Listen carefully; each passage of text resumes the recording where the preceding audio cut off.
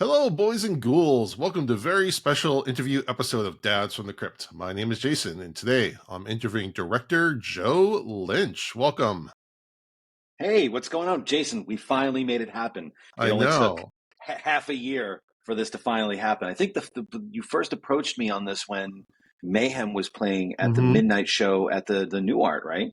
Correct. Yeah, and I've been teasing my audience about this because I posted about I got to meet you, and I went to that screening, and I was it was like a last minute thing. I was with my wife, and I was like, yeah, I could go to this. Like, okay, I'll put the kids to bed. And I'm like, I gotta go say hi to Joe Lynch. It was so Oh, much fun. well, as a fan of the show, like it was, I was a little like I will be honest, I was a little fan struck. I was just like, oh shit, like Well, I mean, you're yeah, here. the fact That's that so cool. you knew what Dad's Crypt even was. And I was like, wow, it was such a I cool have. event and such a great Oh movie. my God, dude! I never in a million years would have thought like when you're a filmmaker and you make movies, it's a shock to begin with when anyone aside from like your significant other or your mom watches your shit. And hmm then when you have like random people talk about it, it's even weirder. But even stranger is I had been going to the New Art, not just for regular films, but because I used to live right down the street, but to the hmm midnight movies all the time. And honestly, I would, every time I'd go, someday I'll know I've made it when one of my movies gets to be on that marquee and I get to show a midnight movie for tens of people. It's going to be amazing. And you know what? 20 people showed up, and that's all that counts. But it, it, Oh, it there was more was than it was that. wild. I There know, was but definitely more than 20, but yeah, and the thing is too, I'm thrilled too. Just sorry, I didn't mean to cut you no, off, but like, um, and I'm sure other filmmakers can attest to this too. When you watch your movie and you haven't seen it I have a theory, and Adam Green and I have this like long-standing theory that like any filmmaker, when you make a movie, you're watching this thing over and over and over again, and you have absolutely no objectivity to it right. whatsoever. You're so tied to it, you're sick of it after with Suitable Flesh, which I'm sure we'll get into. I'm still I hate to say it, but I'm fucking sick of it. I love it, but I'm also like, anytime it plays now, I'm like, I'll wait until a certain scene happens towards the end, then I'll come back in. hmm Only because all I do is I sit there and I pick the thing apart and I go, I Yep. wish I had this and I didn't do that right. So it's been about 6 or 7 years before I got like since I had seen Mayhem, hmm like in a theater or even at home or whatever. It's been a while, so it was like 20 minutes in. I'm going, oh fuck, I made this movie, holy shit, that's crazy. My wife's like kicking me going like, this is a pretty good movie. I'm like, I know, right? That's crazy. So it was a very special event, and I'm so glad that you showed up for it. Yeah, I mean, I live on the other side of town, so I haven't So been to do that I live theater. in lovely Burbank, so Oh, going over to the New Art, is a bit of mhm, a trek. Although, to be fair, my like our video store, not ours, mhm, but like the video store that we go to is right next door to the New Art, mhm. the Cinephile. Yep. So like we're there all the time anyway, but still, it's like it's a bit of a haul. So I Yeah. appreciate that you've got to put the kids to bed early enough where you were able to trek over. Yeah, no, I live in Pasadena, so it's slightly further. And actually, Oh my God. I got there early, so I went to the video store. I'm like, ooh, I haven't been to a video store in ages. Dude, So, you know what's funny? Like, and we're roughly the same age, I'd say. We're about 70 each. Um, well, if you look me up on Google, it says I'm 74. So this is like, which has been great for me because I look look amazing amazing. for 74. I look like fucking Dorian Gray. I have like I think we both have options. We have Vidiots, and there's another video store that's like over here. But there's something about Cinephile, Mhm. the breadth of library titles that they have. The people who work there are really, they know their shit, and it's a good way to have a good conversation. But the smell of a Yes. video store, there's something about like the boxes for some reason have this very particular, there's new car smell, and then there's old video and VHS tape smell. And those two things make me so happy. I wish they would have like one of those little dangling air fresheners that say like old video store smell, Mhm. because I would buy that up immediately. But there's something I just miss about being able to have tangibility to Oh, these titles, not just look at it on a a freaking thumbnail on a streaming service and go like, oh, I think that looks pretty good. No, you get to look at a box and you get to flip it around, or you get to see the art and maybe get a Mhm. recommendation from the video store clerk that's there. It's like, it's woebegone days, my friend. Well, yeah, well, so we started our reviews of Black Mirror last night, and we're talking about like predictions and things, and we're talking about like ownership over media and information, and like Yeah. how we used to own things, media, and now it's like we don't have that. Like again with the whole Best Buy thing, that's like feels like the nail in the coffin. With Best Oh, Buy dude, not that was carrying physical. heartbreaking. Like Yeah. that was one of those rituals that the Hollywood guys have this ritual, or they've talked about it for decades, where it's like, all right, Friday in Hollywood, you rent a limo and you start at the 1 p.m. show in Brentwood, and then you go all over town with that limo and your buddies and probably a pile of Coke or whatever, and you start going from movie theater to movie theater, and you just start watching your movie and getting all the reactions out of the audience. It's kind of like a victory lap Yeah. for the independent filmmaker, or at least the filmmaker that kind of started out, in the glory days of DVD and Blu-ray, and even straight to video, which was my first film, or as we like to call it, direct to video. Um, the fun part was going from Target to Best Buy to Walmart, and like go to each of Yeah. them and be that dude that goes like, oh, look at this movie I have right here. Hey, you should Hmm. check this out. I hear it's pretty good. And then slide it in front of a Chris Nolan movie that's like, got Hmm. tons of copies. You put that one in the front. That was our victory lap. And the fact that you can't do that anymore, at least, for the most part, with Best Buy, which was really the best place to get stuff, where you could just like walk in and buy a bunch of DVDs and Blu-rays. Now you can't do that anymore. It's I mean, heartbreaking. I hope we don't want to get too far into this, but I'm really hoping that helps like places like Vinegar Syndrome, Arrowhead, Scream Factory. Like it helps elevate Yeah. those places as those become like the most prominent. But Well, what's good about those places? Not see, this is the problem, is we're going to go off on yeah, I tangents know forever. we're already But off topic. what I do love about like Shout Factory and Vinegar Mhm. Syndrome and Severin and Arrow Yeah. is that they do have outlets, that you can buy direct from them at the very least. Mhm. You're not buying it.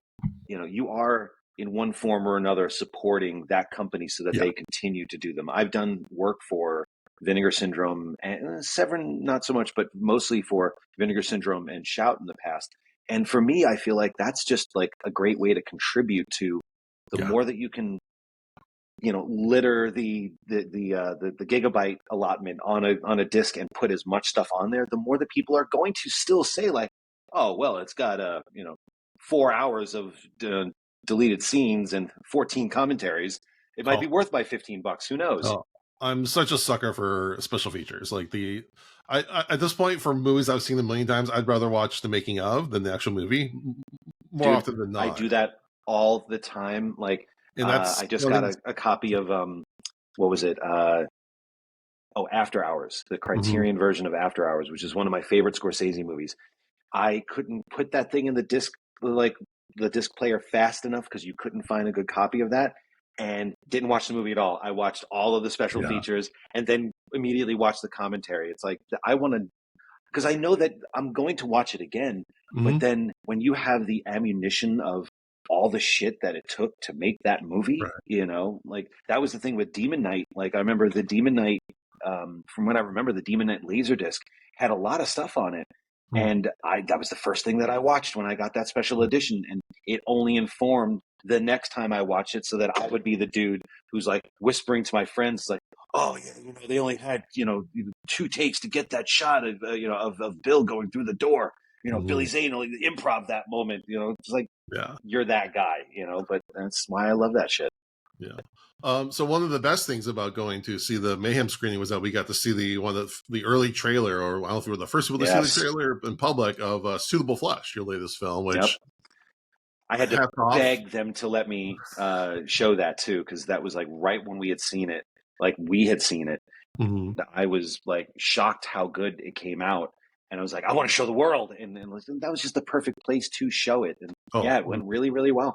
I was like, I need to see this as soon as possible. It was so good. Yay. And Then then it I did its did, job. and I loved it. It was, I think, for our Dad from the Oh, Crypt thank you. ranking, it was like our fifth best movie of the year. Sorry, you lost to Hey, all Godzilla, right. but No, no, no, no, no, no, no, no. Believe me, Godzilla minus one was, I think, my second favorite movie of the year. So Mhm. believe me, I'm like that.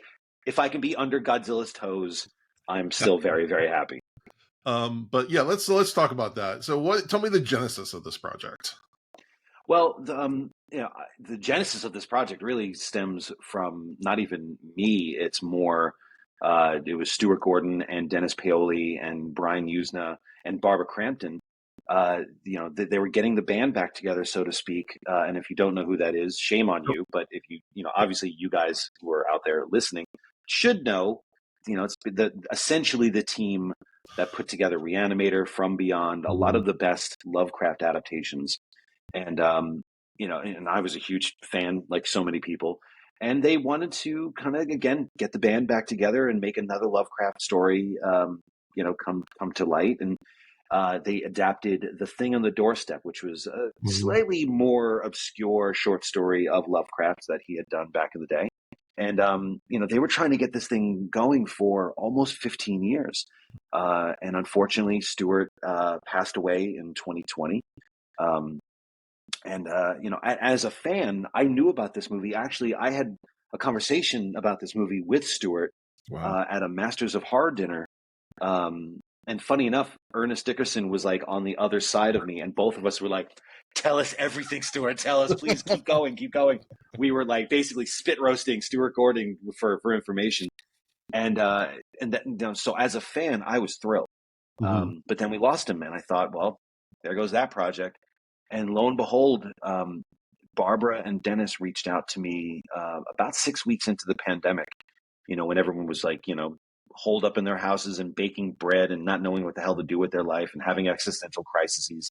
And I was as well. And I got this email, and Barbara just said, "Could you take a look at the script Mhm. and see if you'd want to direct it?" And to be honest, I was very overwhelmed with the idea of doing it, because it was I'm sure it was in one form or another the way Spielberg felt when Kubrick said do AI.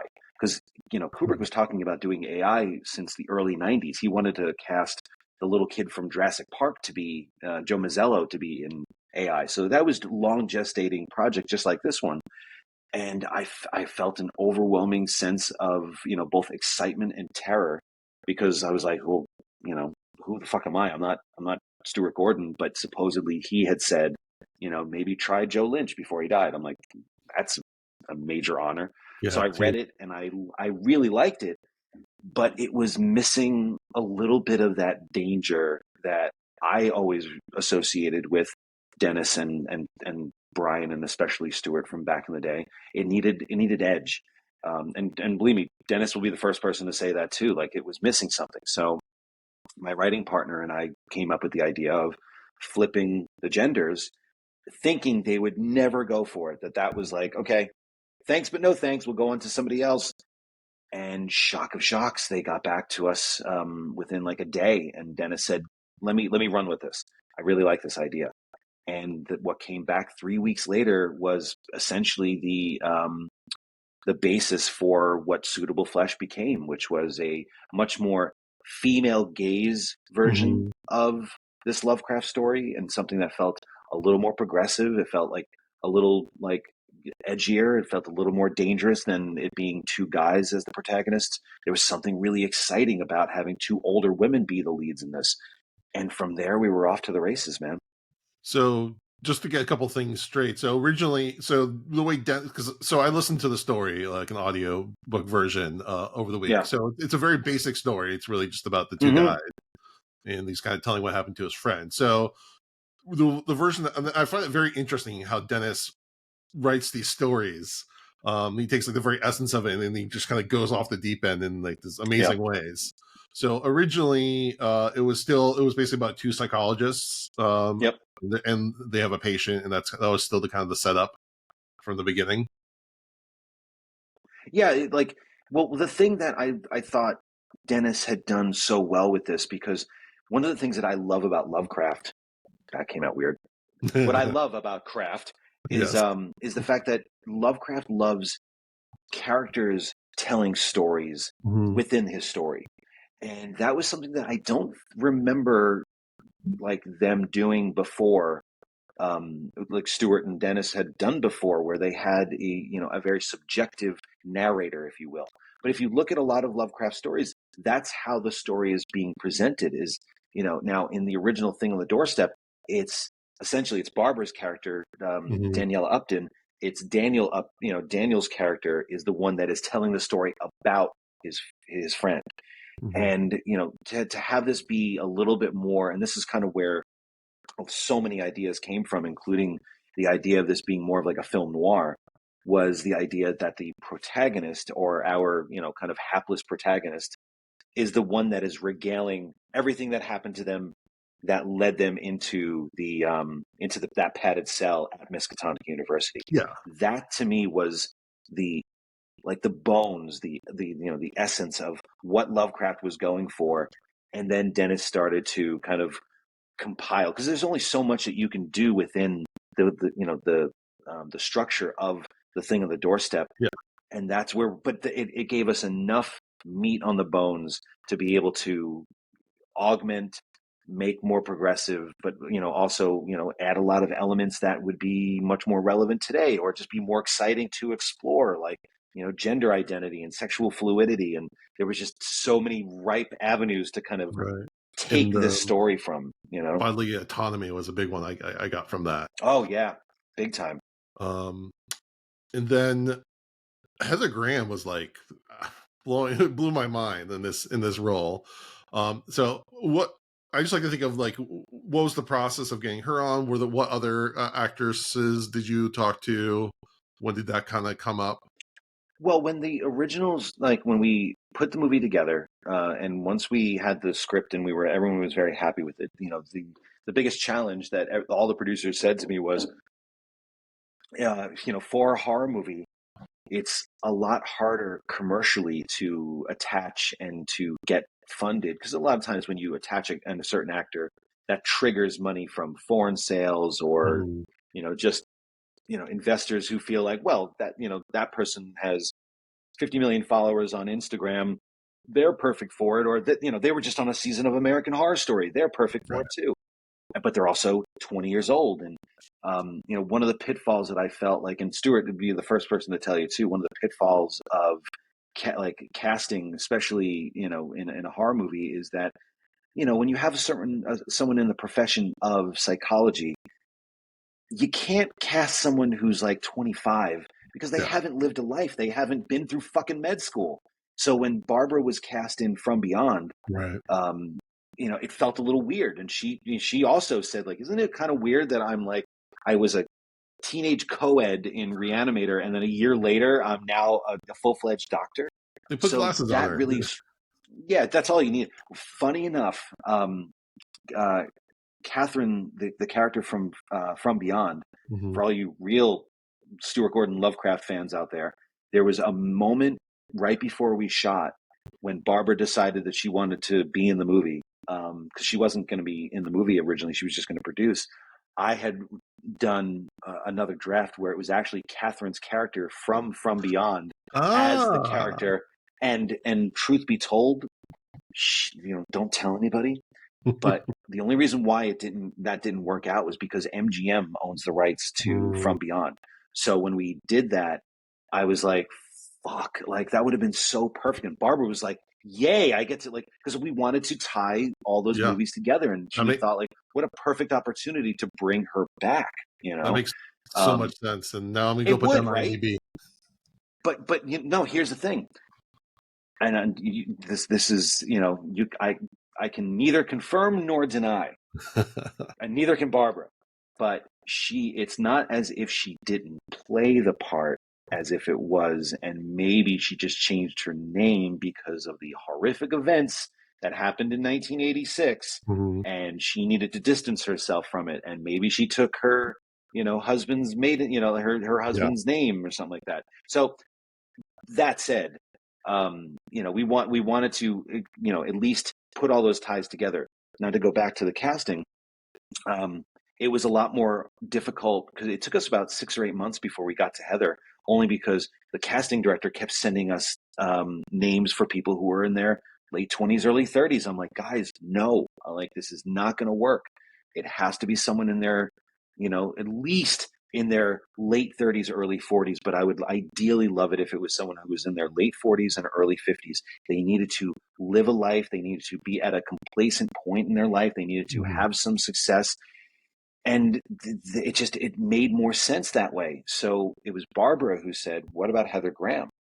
And immediately I went, oh my God, that's a fucking great idea. Mainly because now everyone immediately goes to, Boogie Nights, but not Boogie Nights in like the whole movie. They always think about the first half. They don't think about like the horrible 80s and the shit that happened in the 80s. There's a moment in the limo in Boogie Nights that is so terrifying and so horrifying and so haunting that looks like it's right out of a horror movie. But she had also done amazing dramatic work in Drugstore Cowboy and Twin Peaks.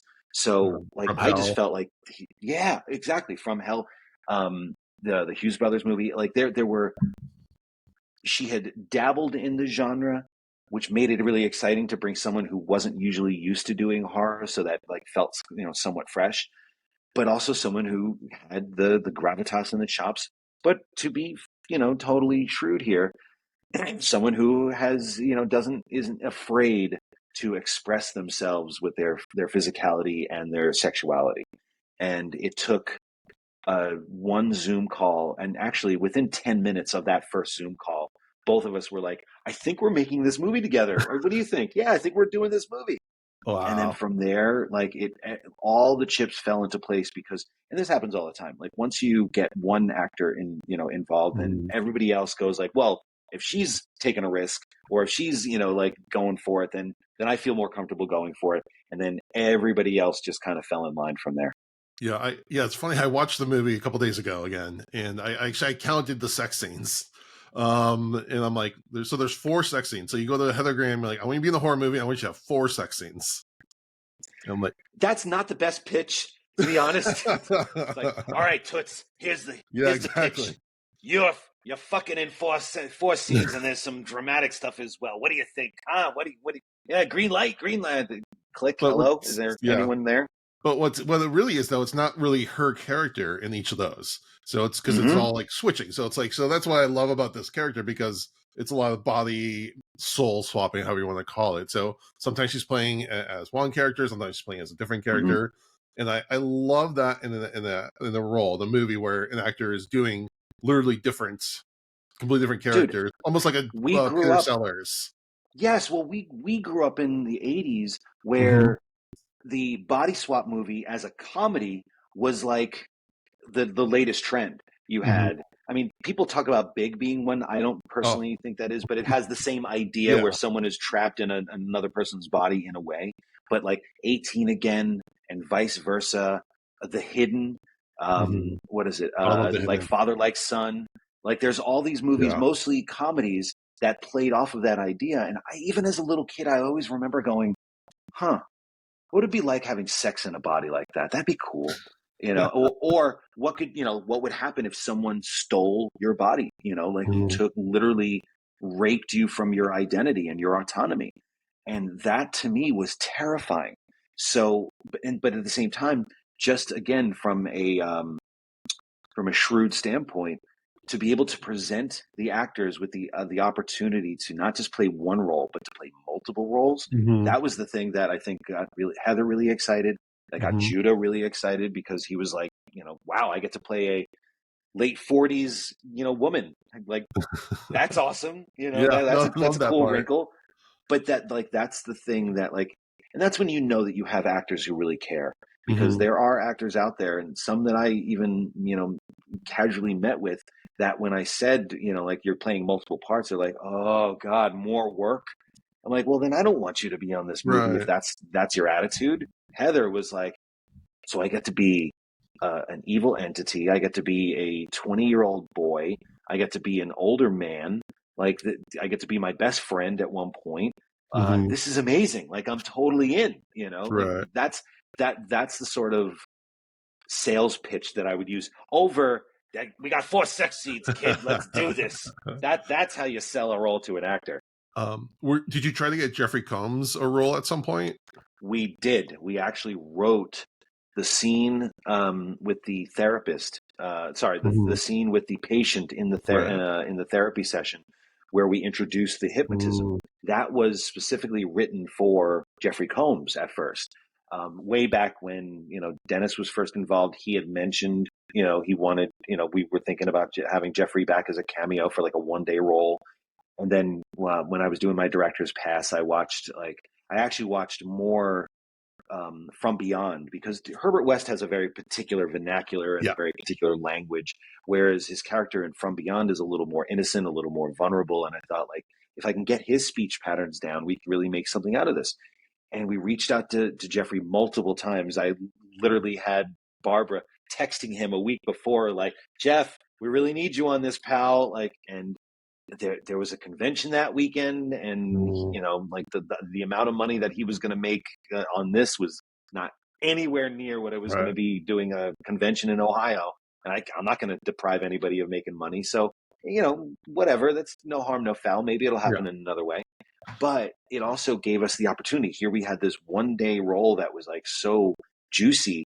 And now, if you're a fan of Stuart Gordon's movies, there's a movie of his that is wildly underseen and underappreciated that I absolutely love. It's one of my favorite movies of his. It's a crime noir movie called King of the Ants that was Mhm. produced by the Asylum back before they were making mockbusters. They had a modicum of respectability by making these very, very small but very risky independent films with the likes of somebody like Stuart Gordon, who always wanted to make a crime thriller like this, and they gave him the money. Sidebar: the most terrifying performance by George Wendt, Norm from Ooh. Cheers, that you will ever see. And trust me, I'm not messing with you. He is terrifying in this movie. Okay. But You the sold me lead of on that that. movie, yeah, no, dude, it's amazing. You So can find it like at video stores, like Cinephile. You can find it mhm. at Cinephile and other video stores, but it's very hard to find. But the guy who ended up playing that part is Chris McKenna.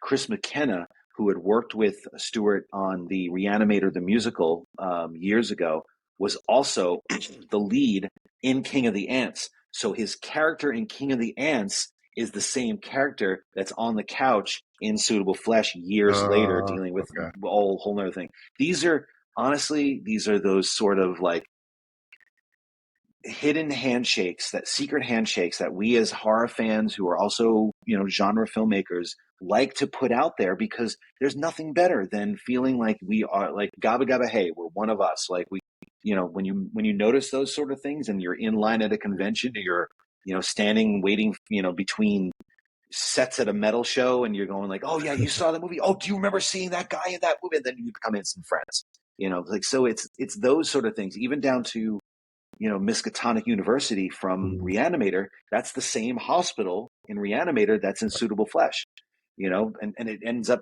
it just happened to be literally right down the street from the New Art and Cinephile. I had no clue. For 20 years I've lived here, and never noticed that the same hospital that I've been driving back and forth in front of the 405 is Miskatonic University in Arkham, Massachusetts, in Reanimator.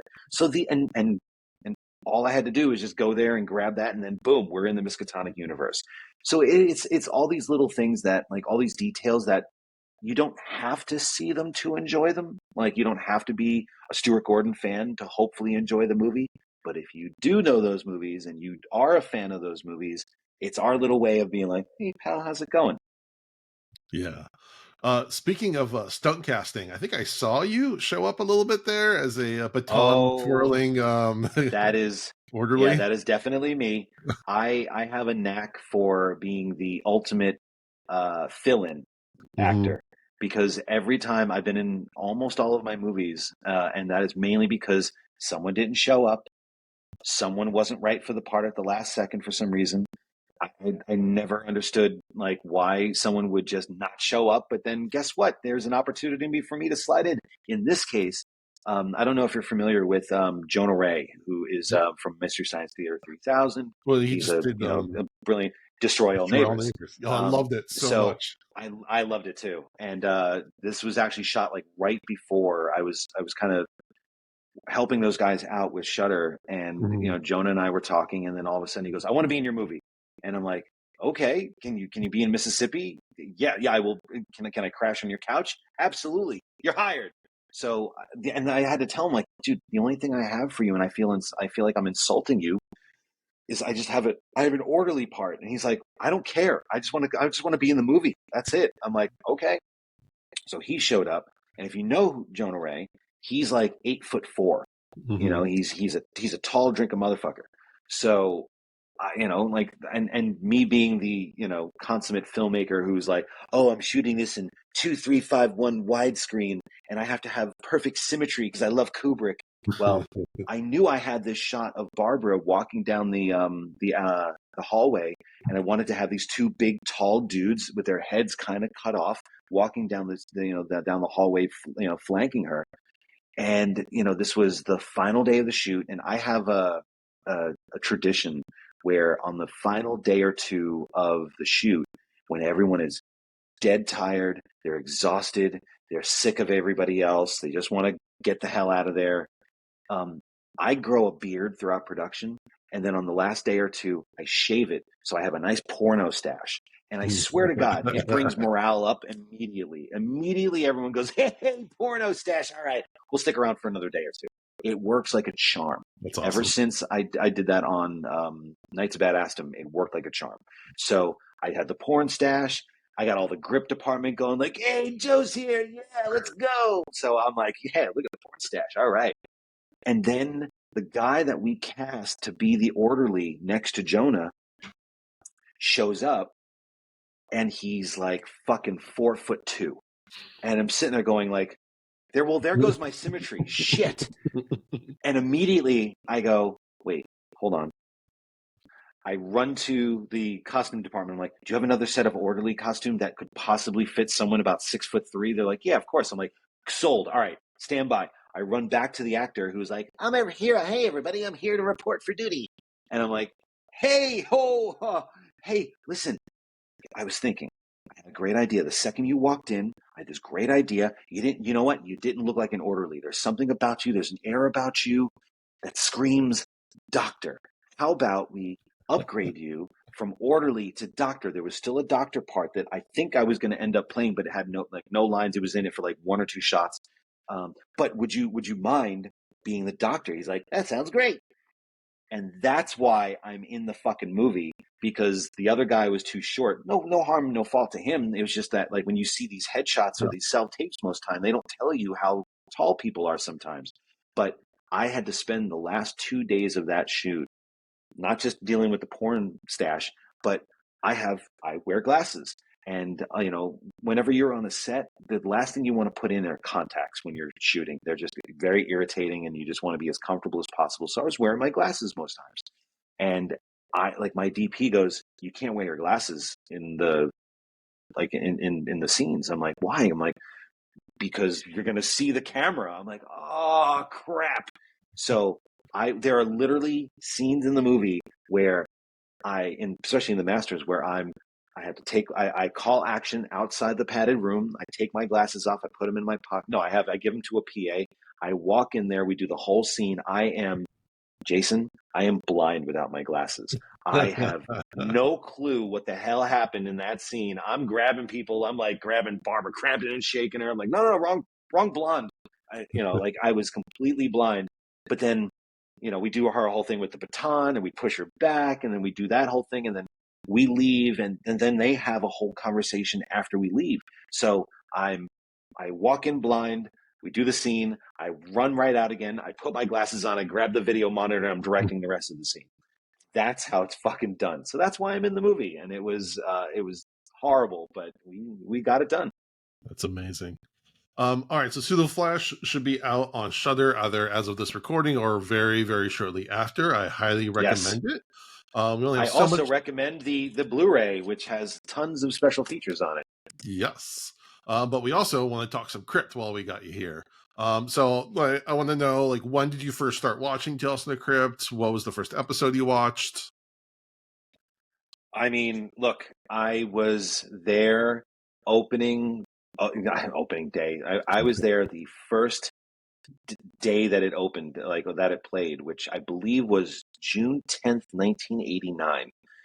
when they played. Correct me if I'm wrong. They played three of them, right? They Yep. played The Man Who Is Death. They played All Through the House, Hmm. and they played Dig the Yep. Cat or Dig Exactly. That Cat. And I mean, I was at up to that point. I was a huge horror fan. I was a huge Zemeckis fan. I was a huge Richard Donner fan. I was starting to get into Walter Hill. Joel Silver had produced all these movies that I liked, and I read EC Comics. So I this could not have been a show that was more meant for me. Like it was, I felt like it was tailor made for me. And Kevin Yeager did the effects. Yeah. Like I was, it was the perfect Fangoria show for us, and it was on HBO. And when this was before the tagline, "It's not TV, it's HBO." It's just HBO is known for playing Beastmaster all the time, but also would play somewhat more dark and fucked up and R-rated stuff. I mean, even First and 10 that John Kassir was on, that had a lot of sex in it. I was like, I don't know anything about football, but the punter guy is getting laid all the time, so this is a great show. But yeah, I watched every single episode every night that it was on when it premiered.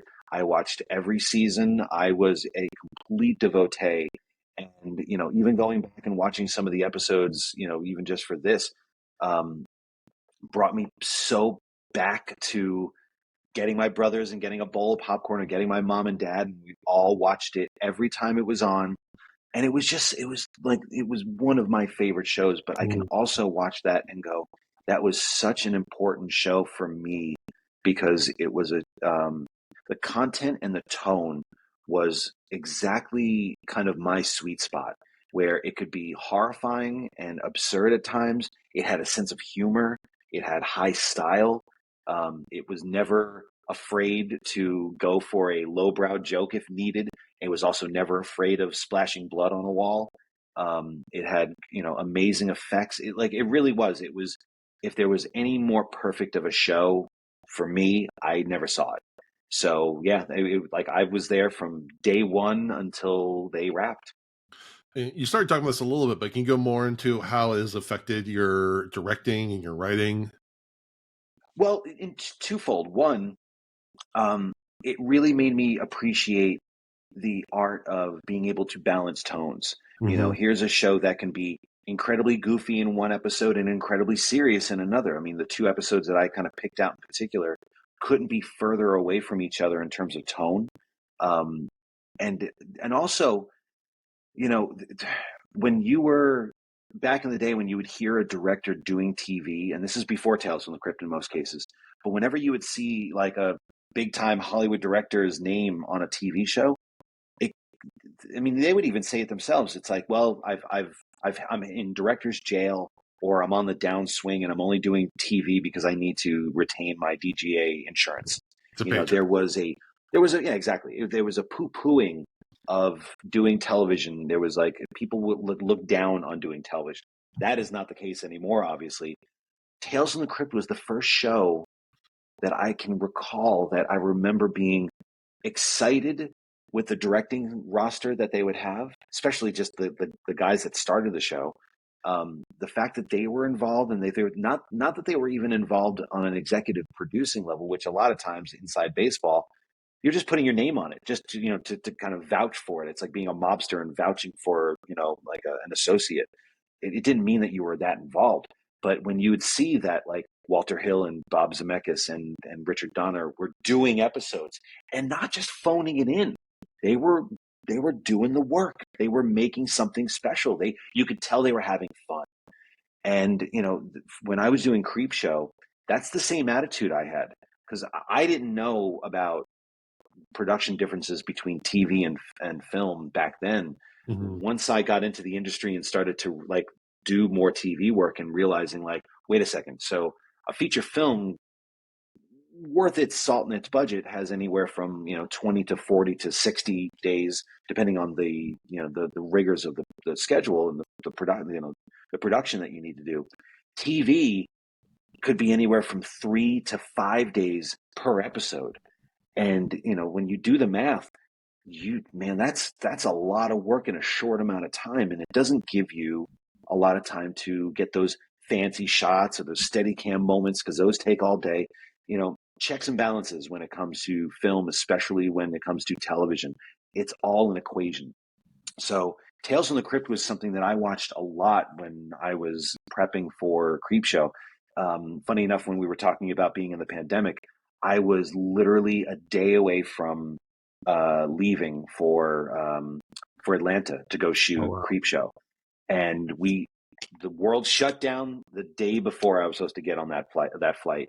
And you know what? To be honest, I'm glad it happened. Not for the reasons, obviously it was a very horrible situation, but going glass half full.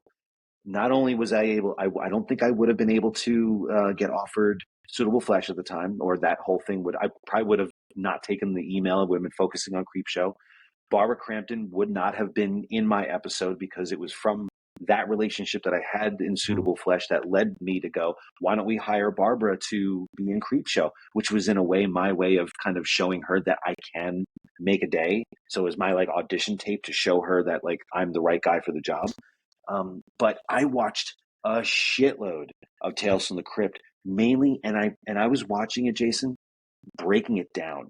I was like Russell Crowe in A Beautiful Mind. When you start to see all the equations flipping past and like in the air, that was me watching the show, going, okay, so Walter Hill had maybe three setups here, probably two takes and these three setups here to shoot Bill Sadler going this way. And then when they flip the world, which means you're moving, the camera and you're going the opposite way, they probably had, like a master and one over. I mean, that's one of the beautiful things about listening to, Alan Gill talk about the Mhm. way that they made the show, because that really pulled the curtain back and confirmed so many things for me to go like, I was right. They only had two ways to shoot this, and Friedkin didn't have a week to shoot, which I'm sure he wanted. He had 3 fucking days and that's it. Like, so it was all stuff that taught me that you can still create quality genre with effects,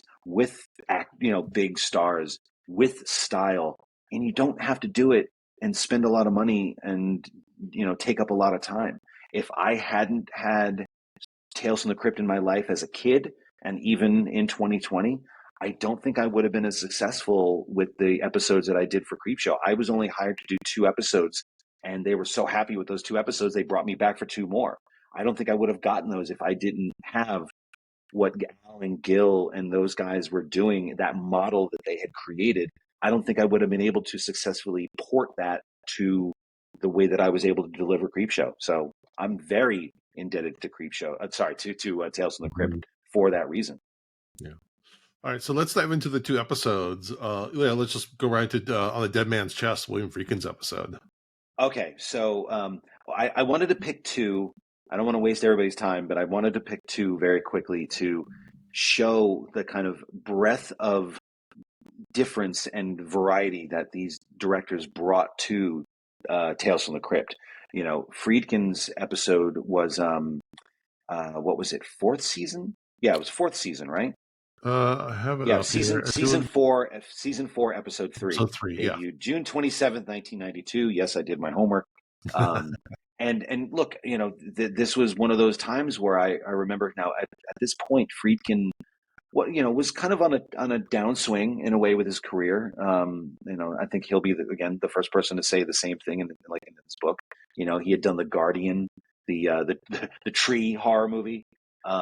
Before that he had Rampage, which was a serial killer movie with Michael Biehn that kind of languished due to being put on the shelf by Miramax. So the guy was looking for work, but he was also doing much more TV. He did a fantastic episode of Twilight Zone back in 86, 87. So he knew how to work within that model. He wasn't going to be happy about it and he was going to bitch and moan about it. But, obviously you're taking someone who is a kind of I wanted to pick an episode that showed like someone who is a bit of a Hollywood maverick like Friedkin, and then Richard Donner, who is like the ultimate studio journeyman. And I mean that as high praise, because I Mhm. love Richard Donner. But here's someone who, instead of going fuck you, when the producers are telling to make your day, he was probably going like, all right fellas, let's figure this out. Just two different personalities, but that is all very much conveyed on screen. So with Dead Man's Chest, I mean, Larry Wilson, who wrote Addams Family, was the screenwriter on it, and it's interesting. It sucks because the first couple times I saw it, even on DVD, I remember that being the episode with like the most sex. It Mm-hmm. had some very explicit sex scenes, and I'm like, hey, Billy, giving us the goods. And any version that you find on YouTube right now has edited that out so that it doesn't get flagged by YouTube, which is a shame because some good sex scenes in there, man. But it's a rock and roll nightmare about a lead singer and a guitarist, and the lead singer wants to get this new tattoo, put on his chest, and he hears about this new like famed tattoo artist, this renowned tattoo artist that's in town. It's played by Heavy D. I love the rock and roll cameos in this. Mm-hmm. Not just rock and roll, but rap. Like you have Greg Allman, you have Steve Jones Yeah. from Sex Pistols. Mm-hmm. Heavy D, it plays the tattoo artist. Tia Carrera vicariously, Right. from Wayne's another World. rocker from Wayne's World. This was actually the same year that Wayne's World came out, so we had Mm-hmm. like double tier Tia Carrera, which was a good thing for us young adolescent boys. But yeah, I love this one, but it feels so far removed from what a Tales from the Crypt episode is. Like the other episode that I picked is as close to what I saw as EC Comics related as you could possibly get. Whereas this one feels like a mini William Friedkin movie. And there's not necessarily anything wrong with that. I mean, Mm. he's using Rick Boda as the DP, so they're using the house DP.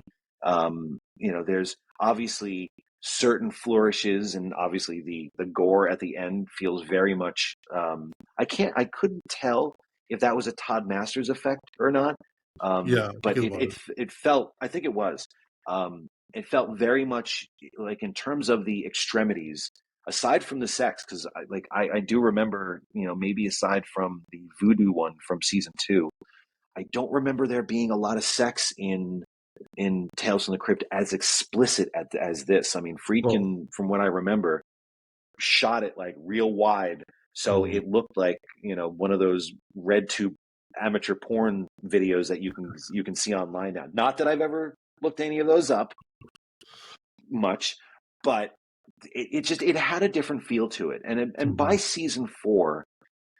Like obviously this is when Gil and Al were fully ensconced in the process.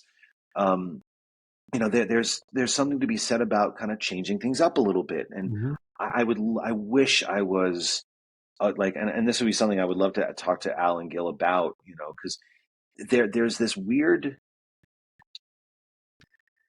agreement that filmmakers have amongst each other, or showrunners or what have you, where when you have older directors and they're kind of being put out to pasture a little bit, again, like I kind of mentioned this before, um, when and this is why you have to be nice to your assistants and be nice to all the PAs out there, mhm, because 20 years later they might be show running on a show, and if you were nice to them, they would probably hire you to direct an episode, because there's a minimum amount of money. This is some inside baseball, sorry everybody.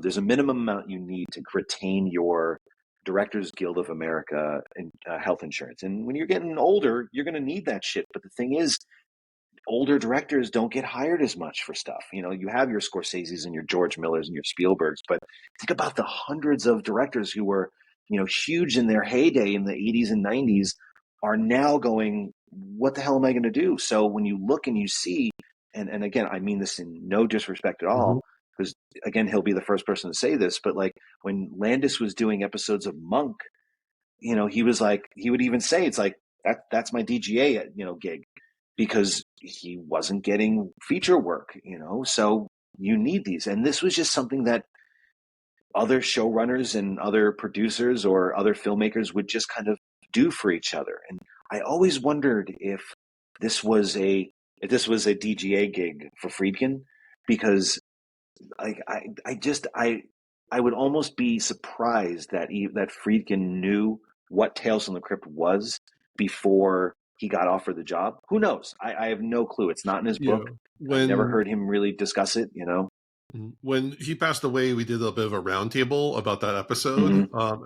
And that didn't come up. It could have been one of those things that was kind of unspoken, or just the Alan Gill don't remember, or they just were never aware of. So it's entirely possible. But I wouldn't be surprised. But I mean, I don't know. When you guys were talking about it, do you agree? Like, it doesn't feel, it's one of the most divergent of all the Tales from the Crypt episodes that I even remember as a kid going, that doesn't feel like a Tales from the Crypt yeah, episode. I liked it, yeah. but it just didn't feel right. After having gone through the entire series at this point, and there's definitely a Mm-hmm. scale. Some episodes are like literally adaptations of the story. Some are like Mm-hmm. kind of medium. So like, yeah, Ventriloquist Dummy is very close, except for like some of the effects. Like usually, often what happens in the EC comics is like there's a big reveal and then it kind of stops. Where I Yeah. find the TV show might go on for a little bit longer. So when Ventriloquist Dummy, the comic, if I remember correctly, stops as soon as they reveal the hand, and that's Yeah, kind of the end. it literally had the panel where it's Mm-hmm. like, you Yeah, know, and it's then it like, went a hey little further. everybody, what's going on, you Yeah, moron? And then you right. know, cut to, you know, Bobcat's character going, and then Yeah. you're out. So, Whereas here, well, the thing is structurally though, mhm. that makes sense because the last, you know, 3 or 4 minutes is the big reveal of the tattoo coming to life, Yeah. and he's got to skin himself and everything.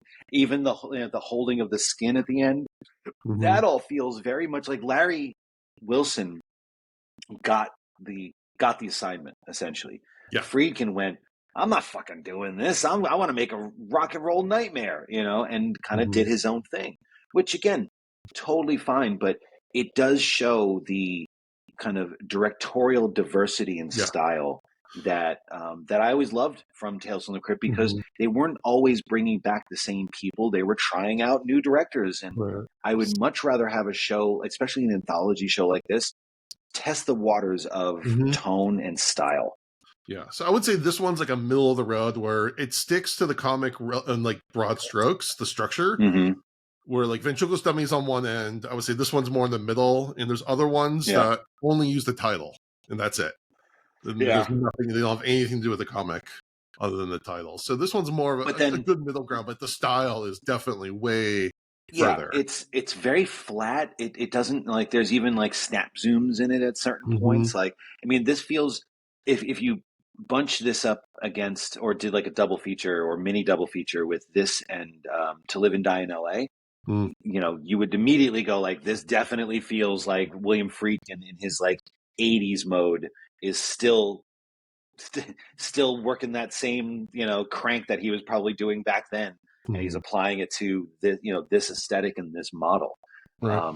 But yeah, like and revisiting it again, I liked it, but you know, like I have much more affinity as a Tales from the Crypt fan when the director really leans into the EC. Mhm. And you know that's why I was like, because originally I just wanted to talk about the Friedkin one, but then I'm like, wait, but what's my other like aside from because and all through the house is I think the perfect Tales from the Crypt episode. Zemeckis got it, Decker got it, everybody got it. Mhm. You know, Mary got it, you know, Larry got it. Larry, oh, Larry's Everybody was like in sync. Um, and the other one that always comes to mind for me is the ventriloquist dummy, and that's mainly because of Bobcat.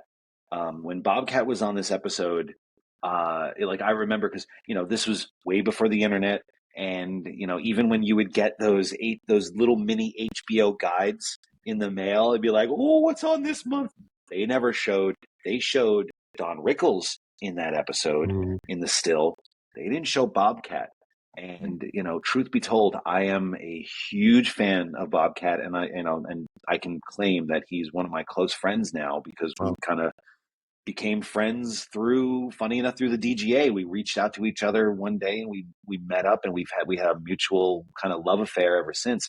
He watches everything I do, I watch everything he does, and we give each other notes. We consult each other on projects.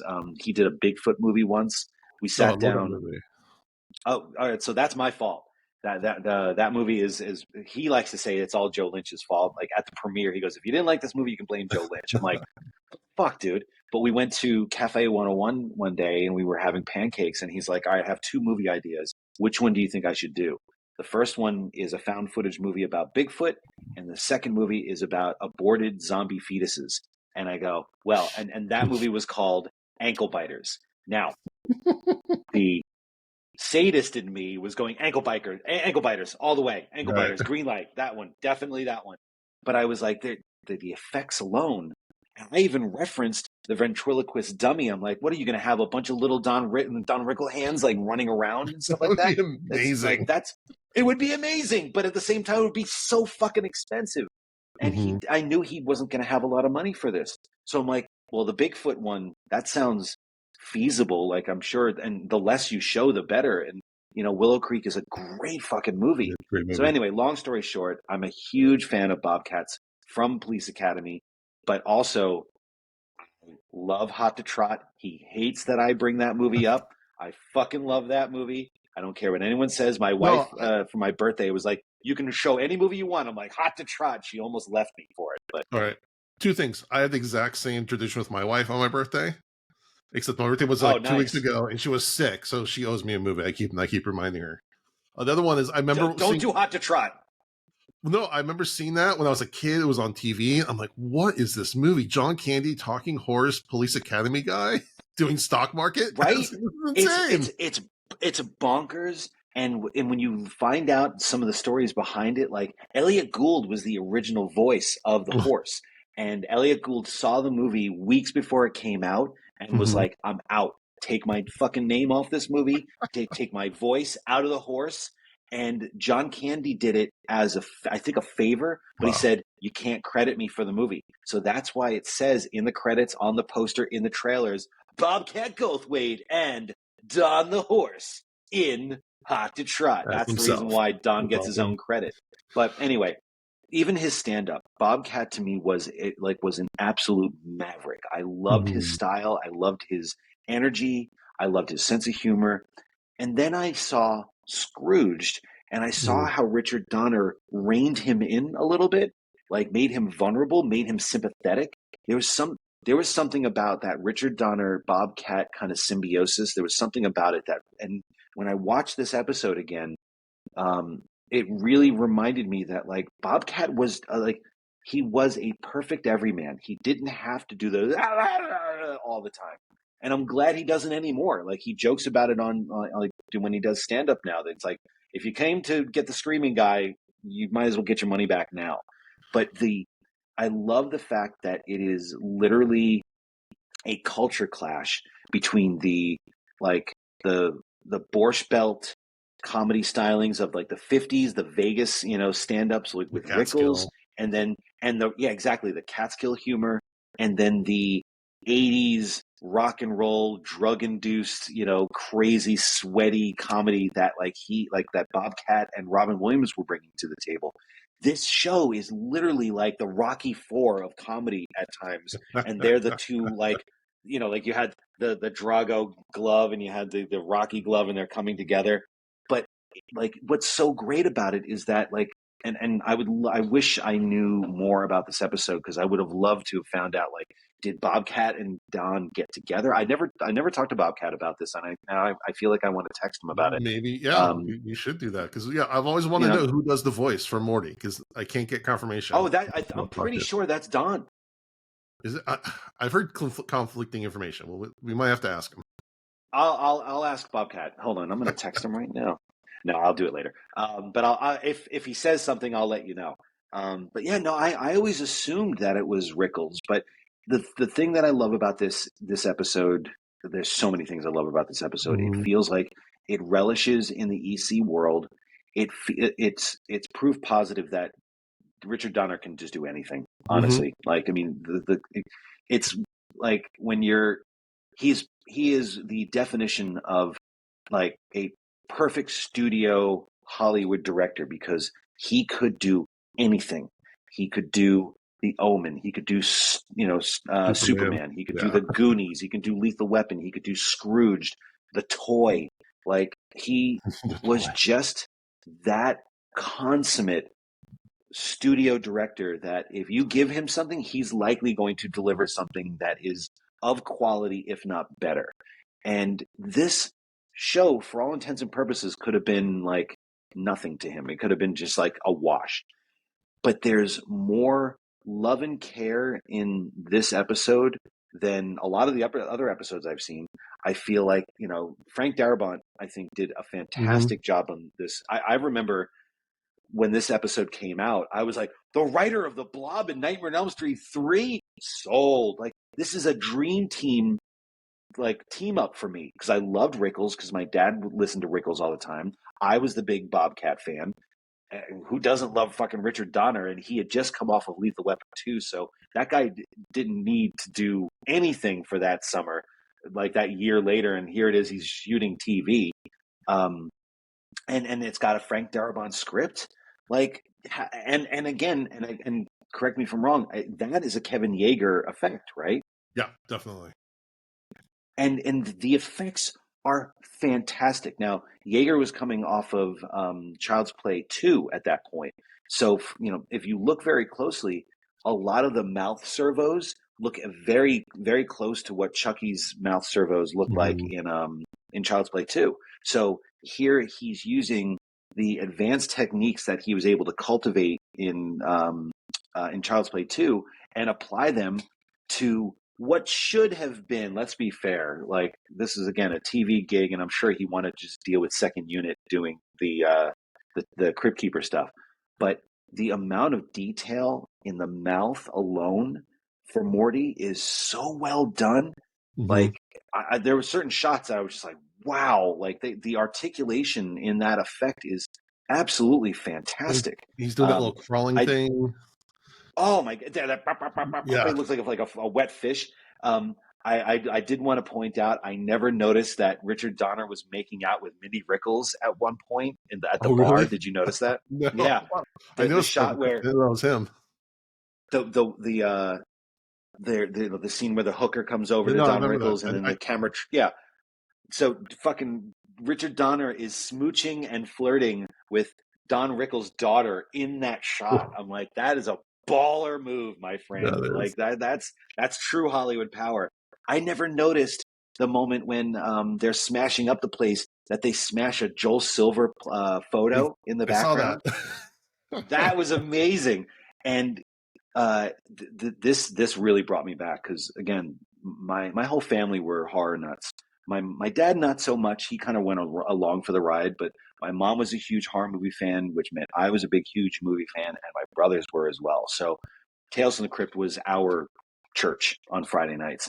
And I will never forget, and we were saying this shit for decades. We even say it now, and I've forgotten where it came from until watching this episode again. But the part when Morty goes, "What an ugly bastard." We've been saying that stupid fucking line for decades, and we've actually, like, cycled out of the reference itself, and it just was something that we always said. When it came back, I immediately texted my brothers. I'm like, oh my God, I remember where that came from now. That was from the ventriloquist dummy from Tales from the Crypt. And they're like, yeah! And then they asked me where I saw it, and I'm like, I don't know, it was somewhere online.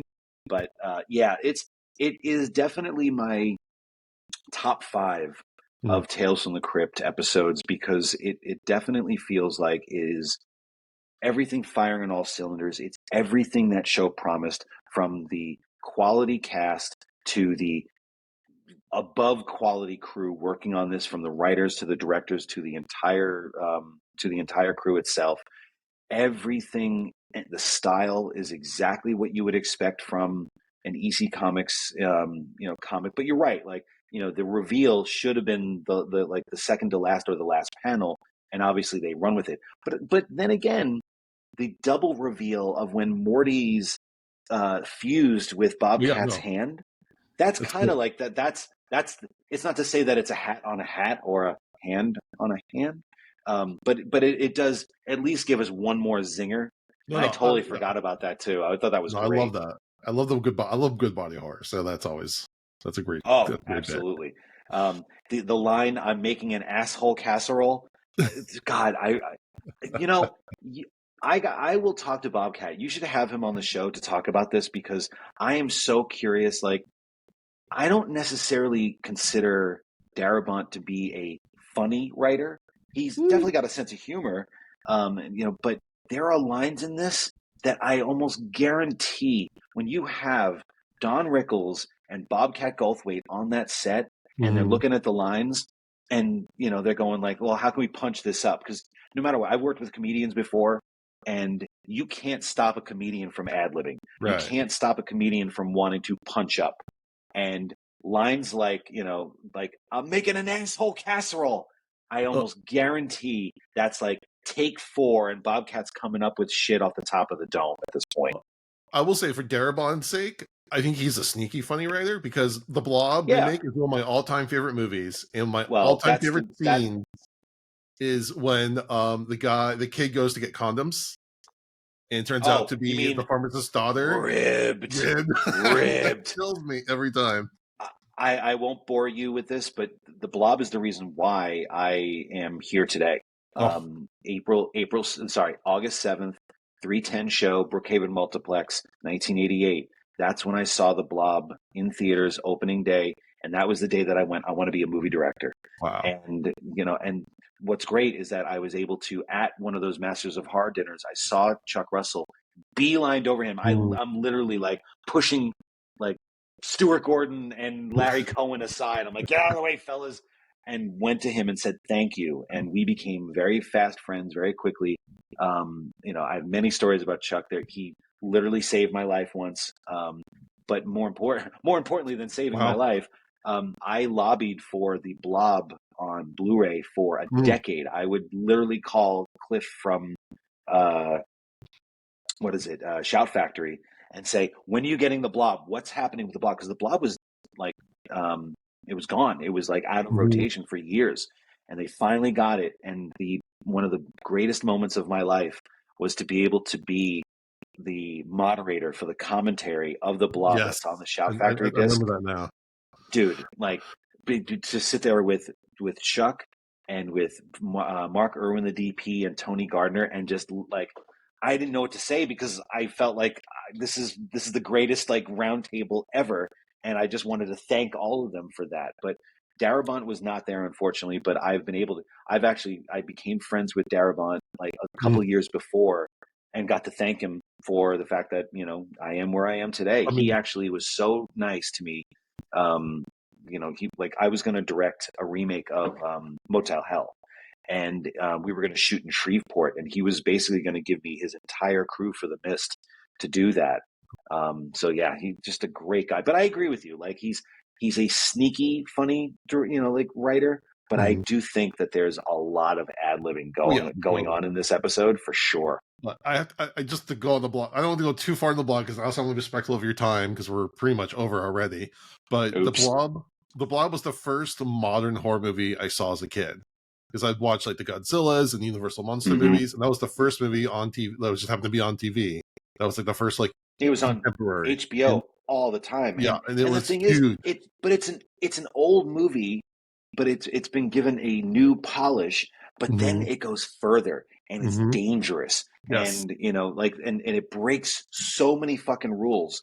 And it really was. It was the movie I remember. I'll never forget being in that theater and going like, at the time I wanted to either be an actor or a makeup effects artist or a writer. And it went, but a director gets to kind of be part of all of that, right? Yeah. Yes, that's what I want to do. Yeah. When ArcLight, especially the Hollywood one, was around, they were doing the Halloween screenings every year. They do different movies, and they did the Blob, and I was like, I was there. 3 people. Were you there? I don't was know there. what year it was, but I was there. One year. I don't know what year it was, but I was there at the Hollywood Theater for that, and I was like, no, I remember there not being a lot of people there, and I was really pissed. I was like, what the hell? But this was at a time where the Blob has only gotten its the respect it deserves in the last maybe 8 years. well, Because it was out of circulation. yeah. You couldn't find it anywhere. It would randomly show up on Hulu for like a couple weeks here and there, but other than an Umbrella, I think it was Umbrella Factory or something like that, or Umbrella something. There was an international company that made a Blu-ray of it that was very hard to find anywhere else. It didn't even have much on it in terms of special features, but it was very hard to find. Once that Blu-ray came out a couple of years ago, it felt like everybody all of a sudden was like up the Blob's ass, and how great it was, putting it in the same breath as The Thing and The Fly, as Not That's just definitely Trinity. great 80s. Yeah, that is. It's but you know what? For the longest time, no one I would say, and the Blob, and people go, the Yeah. Blob? You mean the gooey jelly one? I'm like, no, no, no, no, no, No, no. The no, one no. that Frank Darabont and Chuck Russell did. And they're like, oh, I never saw that. Now everybody's seen it. So the fact Well, that people consider it like one of the best, like, 80s remake movies, but also just one of the best 80s movies and one of yes, the best horror films. exactly. Yes. So I'm glad it's gotten its due. Well, and now they're doing a remake with David Bruck, David Dave, Bruckner, yeah, I'm really or David pissed at him Bruckner. right now because I've been trying to do that fucking movie for 10 years, and for one reason or another, it never worked out. So, I mean, I'm rooting for him. God bless you, David, you son of a bitch. But you know what? If there's anybody that of our kind of cabal of directors that hmm I have feeling like is gonna knock it out of the park, it's definitely Oh, him. I'm so excited for that. Okay, again, I want to be respectful of your time, but if I could just ask one our traditional ending question. Um, Yes. Dads from the Crypt, we do dad advice as you're aware. So what fatherly mentorly advice would you like to give our audience? All right. Well, I know the show, and and I've been thinking about like what's the best fatherly advice that one can give is and this is one that my dad gave me. My dad was not, like I Mm. said, was not really into horror movies. Um and he didn't poo-poo it, but like because he owned a small business in Long Island. He was an auto customizer, and Where I had to work there in Center Reach, Long Island. is He that? had a shop called Automotive Trick that was like the one-stop shop for everybody to get their cars customized. It was around for 20 years. He became a self-made millionaire, and I hated working there. Hated it because I wasn't into cars. I was into fucking horror movies. I would literally slip uh, issues of Creep Show, Fangoria into the card catalog so that he'd be like, "Oh yeah, can you get me the number for a running board for a 1988 Wrangler?" I'm like, "Yeah, sure thing, Dad." And I'm like reading about Halloween 4, and like I'm hiding it completely. But it wasn't until he wanted me to take over his business, and I was not going to do that. I was dead set, thanks to the Blob. I was dead set on my path to living the dream of making movies.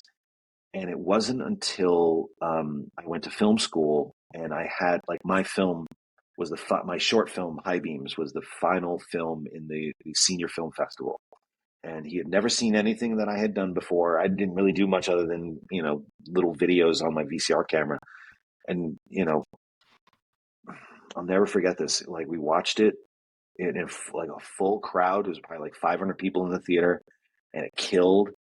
And afterwards, he took me aside, and I'll never forget these words. He just said, "Go for yours." Mm. And it's like, did you watch the Bear, that show, The Bear? A little bit. I'm like So committed to it. But, there's something that the brother writes to the main character, and he just wrote on a piece of paper, and he said, "Let her rip." And now you can take "Go for yours" mhm. in any context you want, but it was the moment for me that felt like he respected my passions and my dreams, and that said, you know you do you do like what you want to do, and don't let anybody stop you. Mm. Go for yours to me was the best advice that I've ever gotten from my dad. It was something that, like, because he knew how much movies meant to me, so that was mine. That passion was mine, and he did not want to get in the way of that. And then he saw kind of the proof in the pudding, which years later, like almost, yeah, like 9 years later, when Wrong Turn 2 premiered in New York. I wasn't able to go. I was stuck in LA, and but my friend Rob shot video of my parents coming out of the theater when they had seen the movie at Two Boots Theater, and the smile on my dad's face was so genuine. Like he was genuinely proud of me, because whether it was my short film and senior film thesis like showcase, or my direct to video debut that was shockingly got a screening in New York.